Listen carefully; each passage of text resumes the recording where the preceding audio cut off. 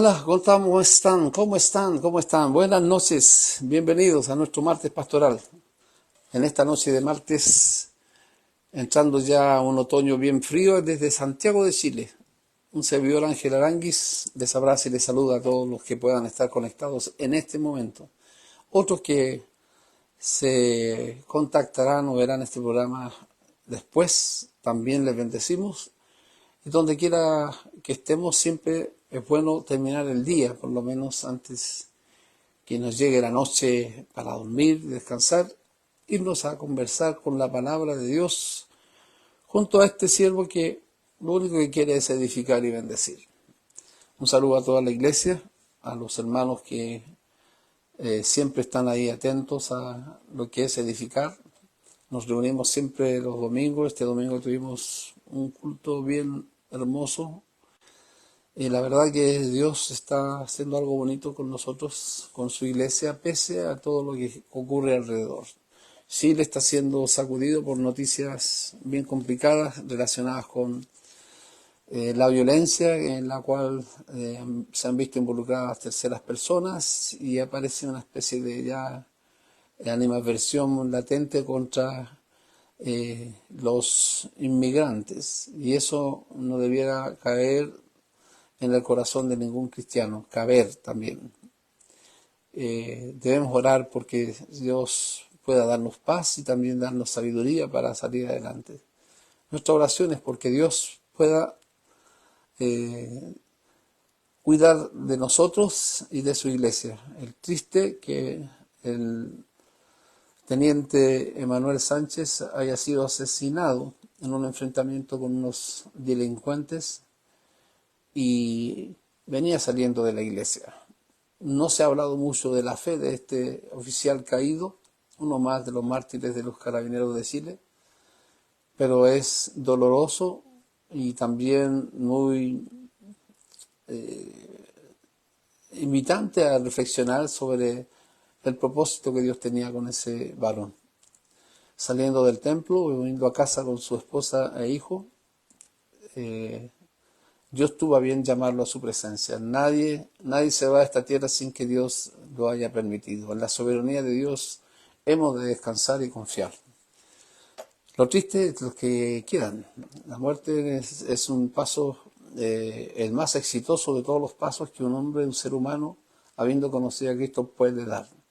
Este domingo hablábamos precisamente de la tumba vacía, que no nos sirve sin un Cristo resucitado. Y era necesario que se cumpliese toda la escritura, que el Hijo del Hombre habría de ser entregado en manos de pecadores y sufrir todos los dolores para entrar en su gloria. A veces el dolor que nos acompaña en esta tierra es lo que más difícil es, pero oramos por la familia, por esa iglesia, por esa madre que también por televisión decía que como cristiana debía perdonar. Qué difícil es. Oramos por los que están en un momento complicado, pasándola en este tiempo incierto, con toda esa noticia internacional que tuvo en vilo a todo el mundo con ese ataque de Irán a Israel, que fue acallado con la tecnología israelita más la ayuda de otros estados poderosos, lo que habría producido tal vez un indicador del inicio de una tercera guerra mundial. Un conflicto bélico no nos hace falta. En solo un siglo tuvimos dos guerras mundiales. En el año 1914 y el 39 se celebraron, entre comillas, dos guerras mundiales. Y creo que la tercera va a ser cuando el telón se baje y diga hasta aquí llegó la historia. Pero ¿dónde está Dios en estos momentos? Sentado en su trono, no observando, sino ni siquiera yendo detrás de la historia, sino con toda seguridad que los destinos del ser humano ya le pertenecen. Solo somos nosotros los que vivimos según un antes y un después. Así que un saludo a todos los que tienen la esperanza viva en que de Dios solo vienen cosas mejores, aun cuando en el mundo tengamos aflicción. Debemos confiar en Él en todo tiempo. Que Dios les bendiga. Tuvimos la oportunidad también de este sábado celebrar las nupcias de nuestro hermano Tomás con Silvana. fuimos a acompañarles y ministrar la ceremonia de este crimen, perdón, de este gran paso que dieron de ir delante de Dios y pedir la bendición del Señor. Dios te bendiga, Tomás, Silvana, una nueva familia que al alero de esta iglesia, la gloria de Dios en Chile, puede tener el gusto y la bendición de ser parte de esta familia, la familia de Dios en la tierra. Un saludo a todos. En esta noche me encuentro, ya ustedes me ven, el pastor Asaf tuvo que hacer un viaje fuera de Santiago por razones profesionales y si nos estás viendo, Dios te bendiga donde quiera estés, querido siervo Asaf. Un saludo también al pastor Mario Soto, que está seguro en contacto y en directo desde la República de Cañete, la zona roja, en algunos momentos bien complicada para el país en esa zona, pero confiamos que Dios va a guardar y bendecir a ese siervo. Amados, esta noche yo quiero compartir con ustedes un fundamento doctrinal. ¿Cuáles son los fundamentos que nosotros debiéramos realmente defender? Siempre recuerdo cuando mi padre fue a hacerme una ampliación y cuando hizo el herido para hacer un cimiento, hizo un sobrecimiento en la tierra y puso unos bolones de piedra. Yo consideré que eran demasiados. Si era una media camionada, él trajo una camionada. Si era una camionada de piedras, él trajo 2 camionadas. Y yo le dije, papi, ¿no será demasiado esto? Me dijo, nunca es demasiado cuando tú quieres hacer un buen fundamento. Un cimiento y un sobrecimiento son indispensables para que el día de mañana tú puedes hacer hasta un 3er piso si quieres. El fundamento es lo más importante a la hora de edificar. Bueno, yo haciendo la paralela en esta noche les pregunto, ¿cuál es el fundamento suyo? Aparte de la fe personal, de la experiencia de la salvación, la experiencia del nuevo nacimiento. Después de eso viene el por qué somos cristianos. Viene la llamada apologética, la defensa, las razones de nuestra fe, que todo el mundo espera de nosotros oír. Y ese es el problema que hemos tenido, pues de fundamento doctrinal a veces carecen muchos que han tenido una genuina experiencia con Dios, pero tal como le aconteció a aquella semilla que fue sembrada junto al camino, o sin raíces, salió el sol, y hasta ahí llegó la hierba, la planta. Cuando no hay fundamentos, no hay raíces, todo pasa. ¿Cuál es el fundamento doctrinal en donde descansamos? Usted que está acostumbrado ya por las redes sociales a escuchar en este abanico de predicadores y enseñanzas diversas, muchos tienden a caer en la confusión. Yo hablaba precisamente con alguien el sábado en esa ceremonia donde convergieron muchos cristianos de otras iglesias también. Y esta persona me decía, ¿cuántos años hemos estado escuchando una cosa y de pronto aparecen otras? Y otras. Y uno dice, ¿cuál es la verdad? ¿Por qué han enseñado tantos años un asunto y después uno no se da cuenta si realmente es cierto o no?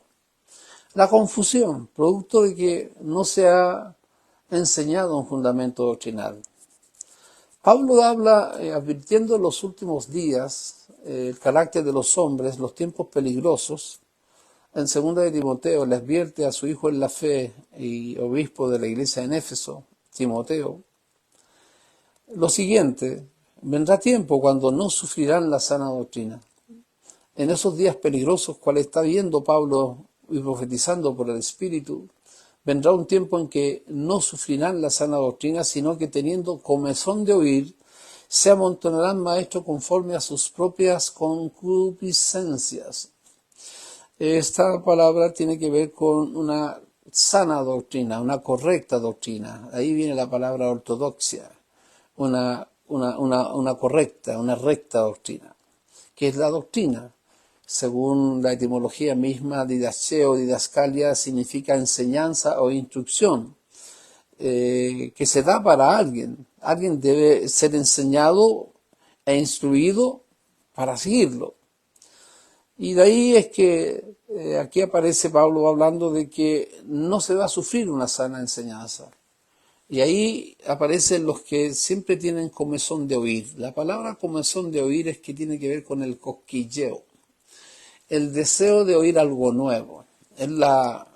Es el síndrome de los que buscaban sabiduría los griegos y los judíos pedían señales. No faltan en nuestras iglesias aquellos que andan buscando lo nuevo, de aquellos que andan detrás de las señales o milagros.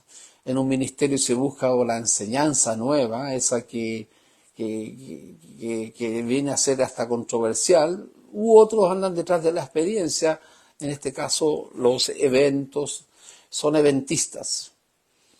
Pero la comezón de oír tiene que ver con el buscar algo nuevo y también habla de esos maestros que se amontonarán, se incrementarán de acuerdo a sus propias concupiscencias. Concupiscencia, si bien tiene que ver con algo relativo a lo carnal, a los deseos desmedidos, al exceso y sobreexceso de algo que no se controla y que no es grato a Dios, también tiene que ver con la búsqueda de aquello que yo deseo que diga.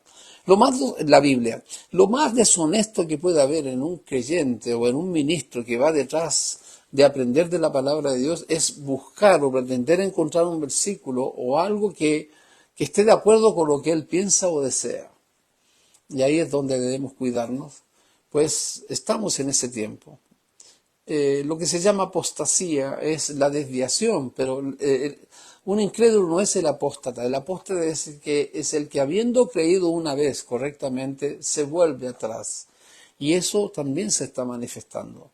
Y por eso no se sufre, la sana doctrina se sufre, se experimenta. No es información, se sufre por la sana doctrina. Pero hablemos de doctrina, por favor.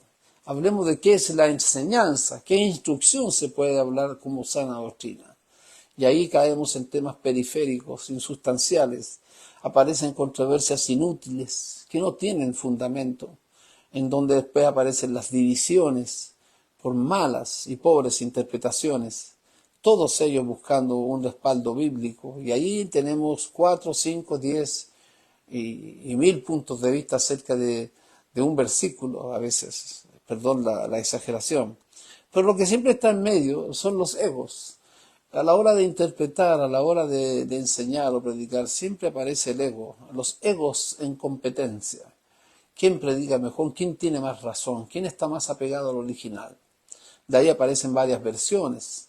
Y más de alguno ha pretendido denostar a la traducción de Casiodoro de Reina y Cipriano de Valera, diciendo que encontró cerca de 3.536 errores de la traducción de la Biblia del Oso.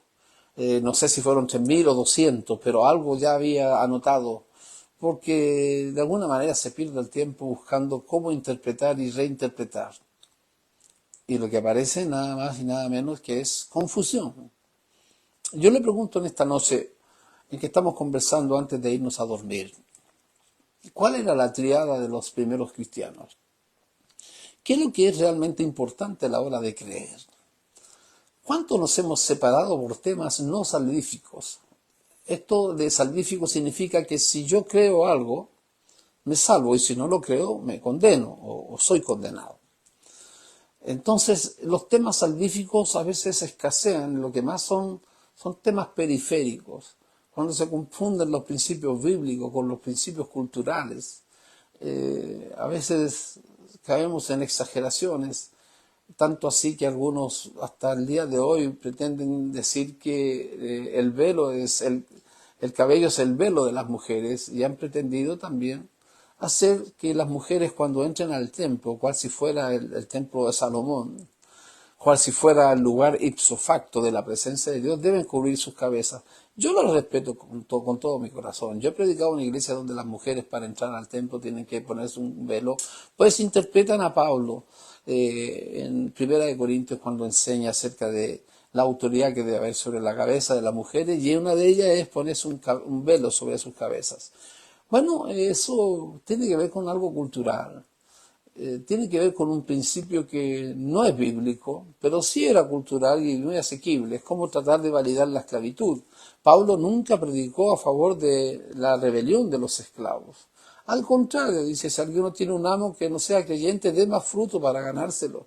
De hecho, así ocurrió con Filemón. La carta de Pablo a Filemón está en medio de un esclavo llamado Onésimo. Es decir, la esclavitud nunca fue un proyecto de Dios, nunca la toleró, si bien la toleró en el sentido de que no interrumpió, pues fue producto de la siembra del hombre. No olvide, el pecado se va a perder todo. El pecado fue un desorden, hasta el día de hoy sigue siendo un desorden, el diseño de Dios es otro. Pero interpretar como que cosas culturales deben ser validadas hoy en día es volver atrás. No vamos a tratar de modernizar el Evangelio, como algunos tratan de contextualizarlo de tal manera que se olvidan de las raíces. Cuidado con eso. ¿Cuál es la sana doctrina? ¿Qué es lo que predicaban los primeros cristianos? Otra vez tengo que volver a los fundamentos. Número uno, el primer fundamento que tenía la iglesia primitiva y lo que predicó Pedro precisamente en ese Pentecostés, donde 3.000 almas dijeron, ¿qué haremos ahora? ¿Qué vamos a hacer ahora? Después de haber crucificado a Cristo y tener testimonio de que había resucitado, Pedro les manda a arrepentirse por aquel que Dios le ha hecho Señor y Cristo. Lo primero que la iglesia creía es, y debe creer como fundamento principal, es Jesucristo es el Señor. Jesucristo es el Señor. Eso es lo primero que usted debe saber. Y ese gentilicio mediante el cual nos a veces referimos unos a otros no tiene que ver con el concepto Señor. En el antiguo pensamiento asiático, bíblico, semítico, la palabra Señor indicaba amo, dueño, absoluto, el que tiene rango, autoridad. Ese es el Señor, el Kyrios o Kurios, cualquiera sean las dos pronunciaciones en esta palabra griega, Señor, equivalente a Mesías, al Adonai, al Señor, al que está por sobre todo. Dios le ha hecho Señor y Cristo. El día está todavía en boga mucha enseñanza paralela, se discuten por temas que no son centrales. Y creo que la iglesia debe entrar a conocer a quién es el Señor, quién es el que manda en casa, quién es el que ordena nuestras vidas, quién es el que merece toda honra, toda gloria, el respeto para todos los que nos rodean, el amor y al prójimo, pero nuestra adoración y la única razón de nuestra vida es que Jesucristo es el Señor. Y eso no debe perderlo usted jamás de vista. Lo primero que predicaban los creyentes.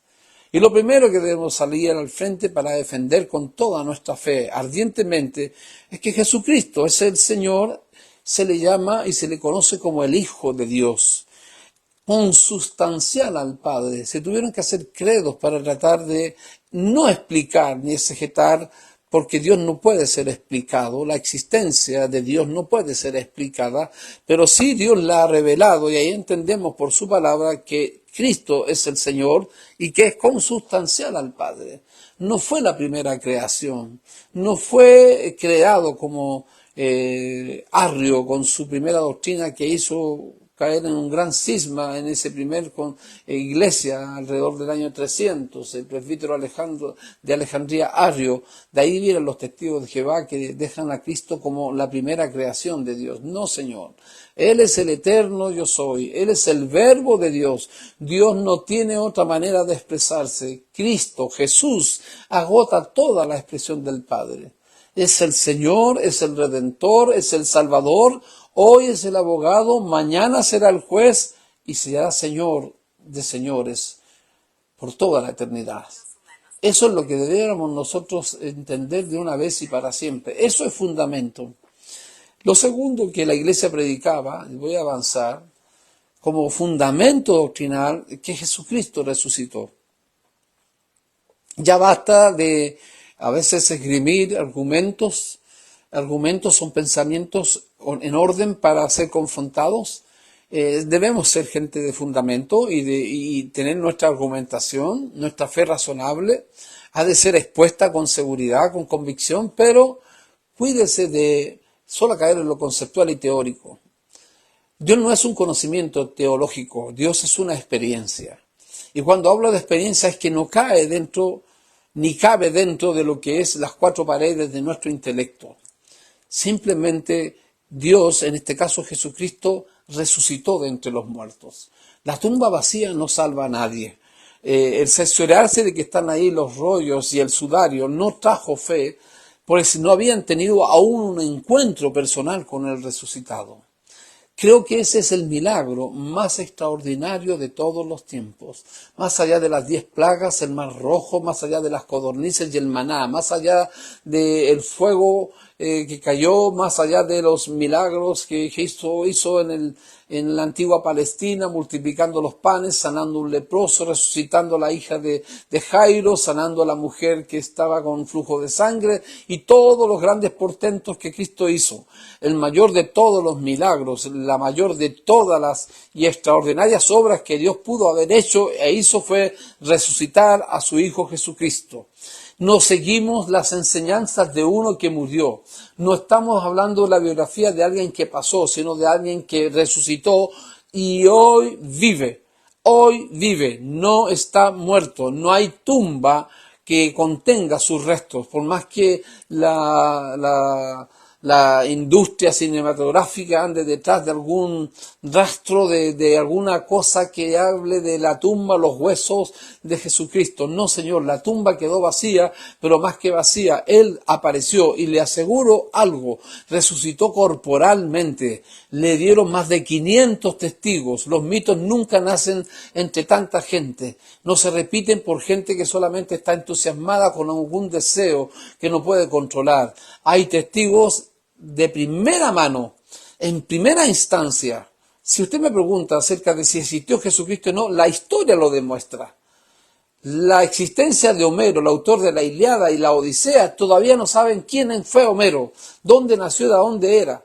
Sin embargo, estamos leyendo hace muchos años la Odisea de Homero, la Ilíada de Homero, pero su existencia física de la historia todavía no ha sido confirmada. En cambio, la existencia de Jesucristo, aún los historiadores que no tienen nada que ver con el cristianismo, sí reconocen que hubo en Palestina un Jesús nazareno que hizo milagros y que sacudió al mundo con su enseñanza y sobre todo con su resurrección.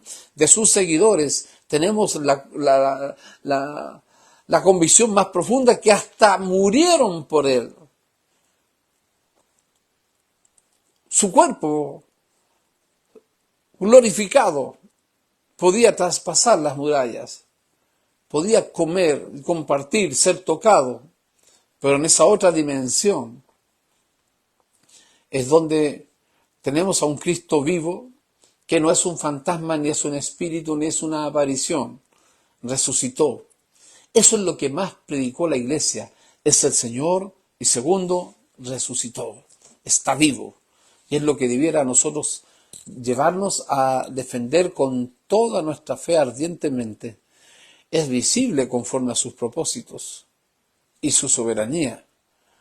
No he tenido, ni he visto, ni pretendo hacer una doctrina de las apariciones, como algunas otras religiones, especialmente la católica, de las apariciones de la Virgen María, la Virgen de Lourdes, la Virgen de Guadalupe, la Virgen y todas las apariciones angelicales o esas antiguas epifanías. No. Yo lo que estoy tratando de hacer claro es que Jesucristo resucitó, se le apareció a los apóstoles, se le apareció a esas mujeres, se le apareció a más de 500 personas y por 40 días confirmó con su persona, con señales indubitables, dice el escritor sagrado, de que Él había resucitado. Es la mejor de todas las noticias. No seguimos los caminos, las enseñanzas de alguien que pasó, sino de alguien que está presente. El único líder que toda vez que se le invoca se hace presente es Jesucristo.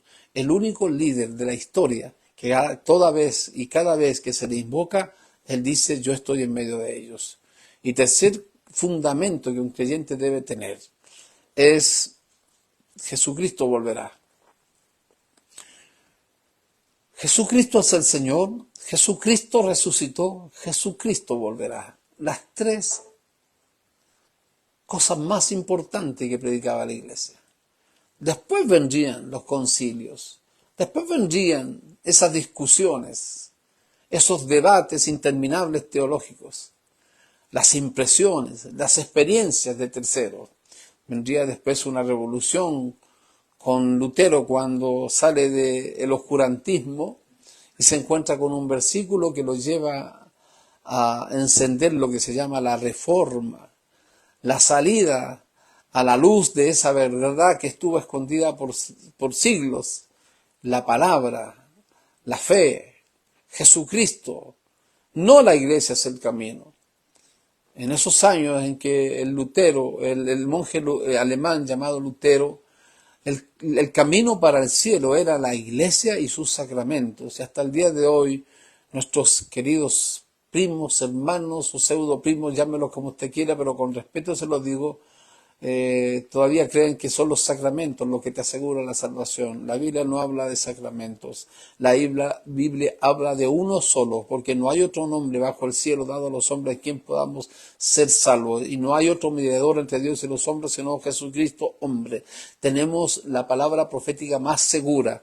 Y en ese sentido, cuando la iglesia habla siempre la palabra de Dios. Y la palabra de Dios, ellos lo creyeron, de que Él volvería. Y el camino para llegar al Padre, Jesús mismo lo dijo, yo soy el camino, nadie viene al Padre sino por mí. Cuando se habla de que Jesucristo volverá, no es una cuestión de deseos. Él mismo en el capítulo 14 de San Juan le dice, voy y vuelvo. Así se lo digo, no se turbe vuestro corazón, creéis en Dios, creéis también en mí, en la casa de mi Padre muchas moradas hay. Voy pues a preparar lugar para vosotros, y si me fuere y os prepararé el lugar, vendré otra vez y os tomaré a mí mismo para que donde yo estoy, vosotros también estéis. Así que esto de que Él va a volver no nace de otro, sino del mismo Jesucristo, de nuestro mismo Señor. Luego vendrían los ángeles. Cuando fue ascendido Cristo en una nube y lo ocultó de los ojos de los apóstoles, aparecieron ángeles que le dijeron a esos galileos que estaban extasiados, mirando cómo desaparecía del infinito esa nube llevándose a su maestro, ¿qué estáis mirando al cielo? Aquel mismo Jesús que ha sido levantado al cielo, así también volverá. Los ángeles también confirman que Él volvería. Y los apóstoles luego también en todas sus cartas están hablando del retorno de Jesucristo. Así que si Jesucristo es el Señor, si Jesucristo resucitó, también la doctrina fundamental de la Iglesia es que Jesucristo volverá. Ahora, volverá siempre será algo que a lo mejor algunos tratan de ponerlo antes, durante o después de la gran tribulación. Ese es un tema teológico. Ya los que no entienden tal vez lo que es la escatología puedan no darse por enterado. Pero una cosa es cierta, de que volverá, volverá. Para algunos será invisible, los que creen en la traslación. La palabra rapto no aparece en la Biblia, pero sí se entiende implícitamente que el Señor vendrá por su iglesia, que la iglesia no pasará la gran tribulación. Hay otros que dicen que la iglesia saldrá de en medio de la tribulación, otros después de la tribulación, pero de que volverá, volverá. Los que son dispensacionalistas pueden advertir algo en la Biblia, los que no lo creen, etc. Y eso no son temas salvíficos, pero lo salvífico sí es que nuestra esperanza bienaventurada, de la cual habla Pablo a Tito en el capítulo 2, verso 13, es que será la manifestación visible para nosotros los que hemos creído de Jesucristo. Él volverá, Él regresará, su retorno será en gloria, ya no en la humanidad, será en gloria. Al principio, todo ojo, algunos le verán en ese rapto o traslado, ese como ladrón en la noche, pero otros lo verán cuando venga en gloria para juzgar y reinar. Ahí el escritor Juan dice, todo ojo le verá, verán al crucificado, al deseado de las naciones y al rechazado por las naciones también. Ese volverá y tratará ahora ya no para ser crucificado ni oportunidades, será para juzgar y reinar. Vea lo que dice Juan, y con esto ya estoy casi terminando. En primera de Juan, el apóstol longevo, el que murió desterrado en la isla Patmos del mar Egeo, separado de toda civilización, donde iban todos rematados, los condenados a muerte, los sin derecho a nada, ese viejito anciano, ese que se recostaba en el corazón de Jesús, ese amado Juan, ese hijo del trueno que fue transformado por Dios de tal manera que después se le decía que era el apóstol del amor, que lo único que sabía hablar era que Dios es amor. Él dice, amados, ahora somos hijos de Dios y aún no se ha manifestado lo que hemos de ser, pero sabemos que cuando Él se manifieste, esa es la palabra en griego parousia, cuando Él se haga visible, cuando Él venga, seremos semejantes a Él, porque le veremos tal como Él es. Y recuerden, Juan lo vio en el monte de la transfiguración cuando Jesús apartó a Pedro, a Jacobo y al mismo Juan y se transfiguró, cuando su rostro se hizo como el sol en su fuerza, sus cabellos blancos como la nieve. Él lo había visto en gloria y ahora nos está diciendo, cuando Él se manifieste, seremos semejantes a Él y le veremos tal como Él es. Y por eso Él dice en el capítulo 3, versos 2 y 3, dice, y todo aquel que tiene esta esperanza en Él, se purifica a sí mismo como Él es puro. La palabra puro es santo. Es tratar de seguir sus pasos. Hay que andar como Él anduvo. De modo que la esperanza que tenemos es que Él volverá. Y Pablo lo enfatiza en la carta a los Filipenses, una de las más hermosas cartas que usted pueda leer de Pablo y que fue escrito en los momentos más terribles, una de las cartas de la cárcel, desde la cárcel, cuando estuvo sometido al yugo romano y encadenado, escribió una magna carta llena de palabras de vida, de esperanza, cuando nos dice en el capítulo 3, versos 20 y 21, mas nuestra ciudadanía está en los cielos, de donde también esperamos al Señor, al Salvador Jesucristo, el que transformará, quien transformará el cuerpo de la humillación nuestra para que sea semejante al cuerpo de la gloria suya. Nuestra ciudadanía está en los cielos. Eso es fundamento. No hagamos más divisiones con respecto a temas no salvíficos. No reinterpretemos ni tratemos de buscar cosas que la Biblia no enseña. No nos separemos porque alguien se sienta de una manera, viste de una manera, canta de otra. ¿Cuánta división sin sentido se ha dado en el cuerpo de Cristo? Yo pienso que cuando lleguemos ante su presencia, sin condenar a nadie ni caer tampoco en alguna confusión o sincretismo religioso, un revoltijo de creencias. No. Estamos claros acerca de quién es el Señor, de que Él resucitó, que Él volverá. Pero cuando lleguemos al gran patio celestial, yo creo que Dios, a más de algunos, nos va a dar unos coscorrones cariñosos en la cabeza, pues no procuramos el amar, no procuramos la unidad y nos separamos por temas que eran irrelevantes. Estoy hablando en esta noche a una iglesia que tiene que ya pensar ya como adulto, como persona crecida, ya no como niños. Hemos de ya entrar a la etapa en donde tenemos que ya calzar con la medida, la estatura y el conocimiento de Cristo. Hemos de ir ya tras las pisadas del Maestro con más humildad. Humildad para aceptar que podemos aprender algo mejor, para corregir lo deficiente, según Pablo le dice a Tito cuando lo dejó en Dalmacia. ¿Algo debe Dios corregir en nosotros? Claro que sí, pero se requiere humildad y también valentía, valor, para asumir que podemos estar a veces hablando cosas de más, cosas que no son bíblicas y separándonos por cosas insustanciales. En esta noche de fundamento doctrinal he dicho, Jesucristo es el Señor, Jesucristo resucitó, Jesucristo volverá. Por eso vale la pena vivir, por eso vale la pena luchar, por eso vale todo nuestro esfuerzo y nuestro amor para seguir defendiendo esta verdad hasta cuando Él venga. Que Dios les bendiga en esta noche, tengan paz, gozo y alegría de saber que somos salvos en Él y que no hay otro como Jesucristo. Buenas noches, bendiciones.